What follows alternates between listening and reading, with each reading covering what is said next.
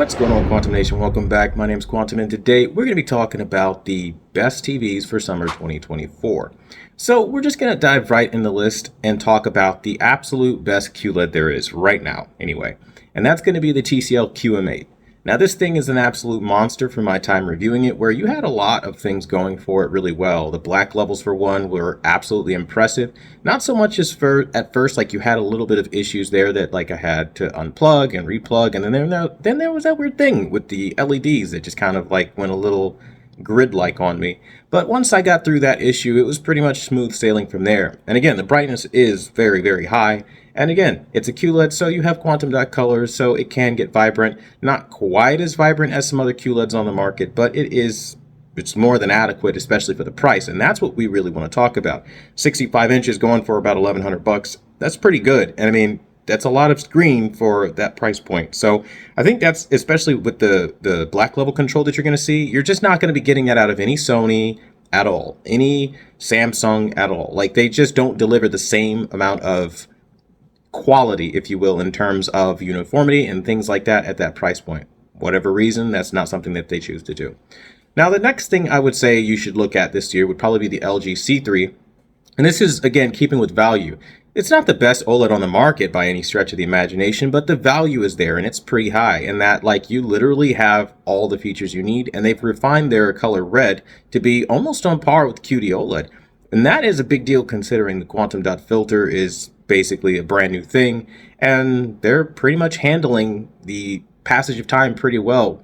Now, I would say avoid the Sony A80L. I mentioned that in a prior video. I know if it comes down to the C3 or the A80L, always go with the LG C3. It's a better looking TV all around, and it has way more features for the money.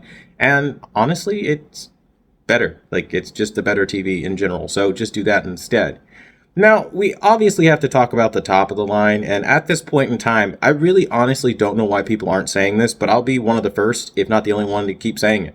Buy the Samsung S95B while you still can. Like, don't be that guy that, like, misses out on a good QD OLED because, like, maybe you think newer is better. Newer isn't always better, in the sense that the build quality on the S95C got a lot cheaper this year. It's, like, all plastic versus, like, metal materials, so that's something already you're going to lose out of the gate, and the remote is more rounded to look more like a Roku remote than something like a high-end remote that you'd find on a nice TV. So again, something that you're going to have to consider. And again, the colors, clarity, all of it is amazing. I've been showing that TV off for the better part of, what, a year and a half now? It's really, like, just do it. Like, there's no, like, go both feet in. Especially after their recent patch, surprisingly, it actually got good. And they kind of listened to feedback enough to bring the brightness back, so at least now we can't just say it's dim and it's been nerfed anymore. So that's really good.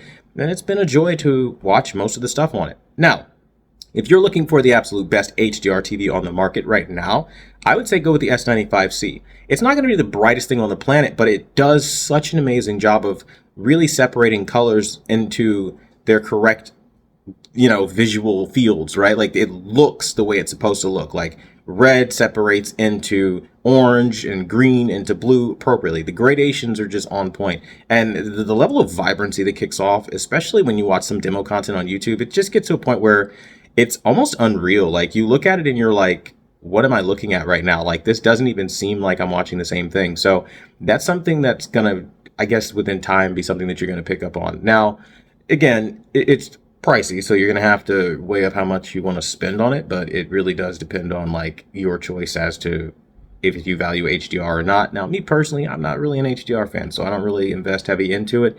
I find SDR does a lot of the same stuff, and it usually does a better job, so that's something that you're going to have to weigh up for yourself. But in terms of that, I mean, like, we're still waiting for a couple big contenders to come out this year. We're still waiting for the U8K, and we're still waiting for, or rather, the U8K from Hisense, and then we're also waiting for the A95L this year from Sony. So that's the other thing that we're waiting for, but again, who knows when they're going to launch those things? I mean, it's anybody's guess. The U8K I have seen kind of floating around a bit is like you can buy it, but it's temporarily out of stock like everywhere. But pretty much the A95L, I haven't really heard anything, so I guess they're targeting maybe like a fall release, which is kind of stupid in my personal opinion, because it's like you usually want to bring those things out to market like as soon as possible. But I mean, given the assumed price point of, let's say, the same $3,400 or whatever it would be. I think that's probably why they don't care as much, because it'll come out at like $299 for the 55 inch, and then the 65 will be like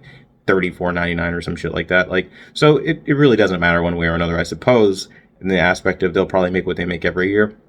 But it's still something to consider, and these are still things on the horizon that we have to think about.